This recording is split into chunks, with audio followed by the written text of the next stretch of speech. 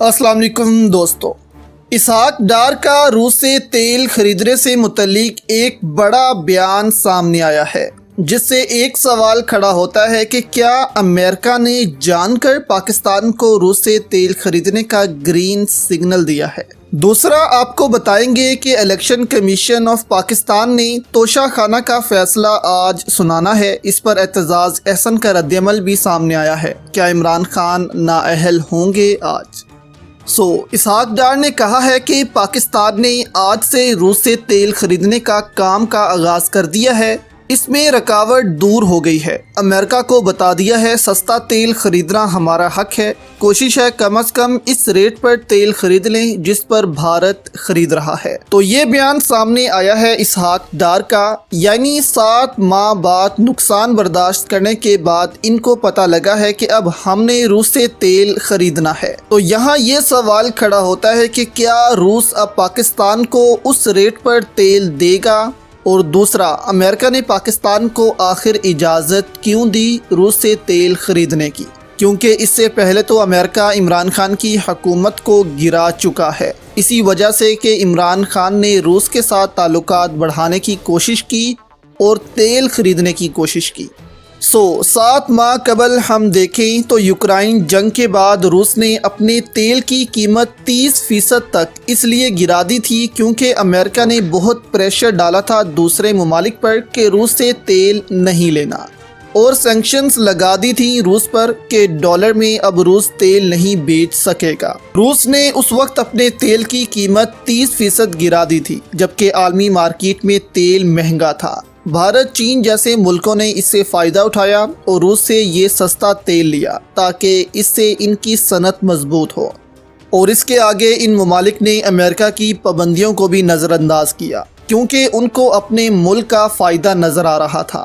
تو روس کو بھی اس کا فائدہ ہوا اور اس کا تیل ہاتھوں ہاتھ بکنا شروع ہوا، جس کو امریکہ روکنا چاہتا تھا، اور جنہوں نے اس کو نہیں لیا ان کا حال آپ کے سامنے ہے، جیسے کہ پاکستان۔ یہاں اتنی مہنگی بجلی کر دی گئی کہ لوگ بل تک نہیں دے سکے۔ اب ان سب نقصان کے بعد نون لیگ کو یاد آیا ہے کہ ہم نے روس سے سستا تیل لینا ہے۔ چلو، دیر آئے درست آئے، لیکن یہاں کیا ہو اگر روس ان کو 30% سستا تیل دینے کو تیار ہی نہ ہو کہ جو ریٹ ہم نے پہلے دیے تھے وہ تب کے تھے۔ اگر آپ نے ہم سے تیل لینا ہے تو عالمی مارکیٹ کے حساب سے لے لیں، اس میں ہم 4 سے 5% آپ کو ریلیف دے دیں گے۔ تو اسی لیے کہتے ہیں کہ پاکستان موقع سے فائدہ نہیں اٹھاتا۔ پوری دنیا ایک چیز سے پیسہ کما لیتی ہے، پھر پاکستان کو یاد آتا ہے کہ ہاں اب ہم نے بھی اس پر کام کرنا ہے، لیکن پہلے ریئیکٹ نہیں کرنے سے پاکستان کو نقصان ہوتا ہے۔ جیسے اس کی اگزامپل ہے I T. Bharat I T sector میں بہت آگے نکل چکا ہے، لیکن پاکستان کو اب یاد آ رہا ہے کہ آئی ٹی بھی کوئی چیز ہوتی ہے۔ تو اب دیکھنا ہے کہ روس اس حکومت کو سستا تیل دیتا ہے یا نہیں، اور اگر دیتا ہے تو کتنے فیصد عالمی مارکیٹ سے پاکستان کو سستا تیل ملے گا۔ دوسرا یہ کہ اسحاق ڈار نے کہا کہ امریکہ کو بتا دیا ہے کہ سستا تیل ملے گا تو لیں گے۔ اب ایسا کیوں؟ تو اس کے پیچھے وجہ ہے سعودی عرب۔ دیکھیں، سعودی عرب پچھلے سال کی نسبت اس سال 1 ملین بیرل تیل کم فروخت کر رہا ہے، جس کا مطلب ہے کہ کم کمائی۔ اور روس کو اگر ہم دیکھیں تو وہ پچھلے سال کی نسبت اس سال 1 ملین بیرل کے قریب تیل زیادہ فروخت کر رہا ہے پر ڈے کے حساب سے، یعنی کہ روس کا تیل اب زیادہ بک رہا ہے سعودی عرب کی نسبت، کیونکہ چین اور بھارت جو تیل سعودی عرب سے لیتے تھے اس کا آدھا اب وہ روس سے لیتے ہیں، جبکہ اگر وہی 30% سستی قیمتیں روس نے لگائیں تو چین اور بھارت سوچ رہے ہیں کہ اپنا سارا تیل ہی روس سے لیں گے، تو اس سے سعودی عرب کی کمائی اور کم ہوگی، اور امریکہ بھی اب سعودی عرب سے بدلہ لینا چاہتا ہے اور کوشش اب یہ کرے گا کہ دنیا سعودی عرب سے تیل کم سے کم لے، اور پاکستان بھی اگر اپنا تیل روس سے لیتا ہے تو سعودی عرب کی کمائی اور کم ہوگی۔ تو ایسا کیوں ہے کہ امریکہ روس کا فائدہ کر رہا ہے؟ تو اس کا جواب یہ ہے کہ امریکہ روس کا نقصان کر نہیں پایا۔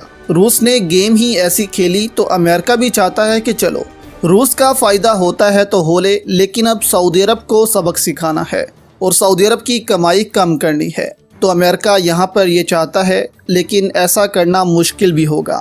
کچھ حد تک تو کمائی کم ہوگی، لیکن سعودی عرب کے پاس اس کا بھی حل ہے۔ وہ اپنی پروڈکشن میں کمی کر دے گا، تیل اور مہنگا ہو جائے گا اور تھوڑا تیل بیچ کر اتنا ہی پروفٹ کما لے گا۔ تو اوپیک ممالک اس وقت کسی بھی نقصان میں نہیں ہیں۔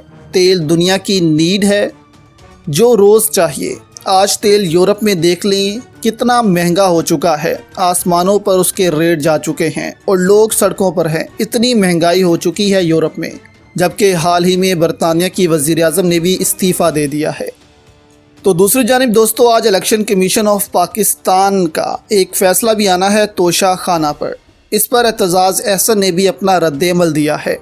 اعتزاز احسن کہتے ہیں کہ جب تحفہ خریدنے پر کوئی ممانعت نہیں ہے تو خریدنے والا اسے چاہے تو اپنے پاس رکھے یا اسے بیچ دے، یہ اس کا اختیار ہے۔ یہ سب کچھ قانون کے مطابق ہوا ہے۔ عمران خان کے خلاف توشہ خانہ کیس پر معروف قانون دان اعتزاز احسن کا رد عمل سامنے آیا ہے۔ ان کا کہنا ہے کہ اس کیس میں کچھ ہے ہی نہیں، عمران خان کو نااہل نہیں کیا جا سکتا۔ لیکن اگر آج الیکشن کمیشن آف پاکستان کے فیصلے میں دوستو اگر عمران خان نااہل ہوتے ہیں تو یہ ثابت ہو جائے گا کہ الیکشن کمیشن آف پاکستان کن جماعتوں کے ساتھ کھڑا ہے۔